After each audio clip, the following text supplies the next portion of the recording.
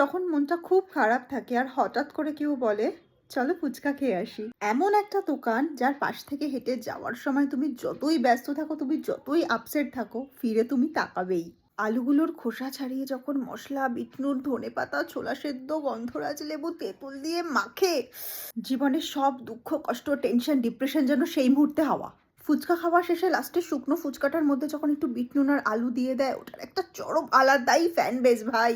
ফুচকা ভাঙার সেই কুড়মুড়ে আওয়াজটা যেন মনে হয় পৃথিবীর সব থেকে আনন্দের আওয়াজ। পৃথিবীতে অত টাইপের জায়গাও নেই যত টাইপের আলু মাখা হয়। ঝাল দিয়ে আলু মাখা, ঝাল ছাড়া আলু মাখা, টক দিয়ে আলু মাখা, টক ছাড়া আলু মাখা, কোনোটায় আবার মটর দেওয়া, কোনোটায় আবার ছোলা দেওয়া, কোনোটায় মশলা বেশি, কোনোটায় মশলা কম। উফ, ফুচকাটা ফাটিয়ে তার মধ্যে ঝাল ঝাল আলু ভরে সেটাকে যখন টক জল দিয়ে শালপাতার বাটিতে দেয়, উফ ভাই, নেশা নেশা নেশা।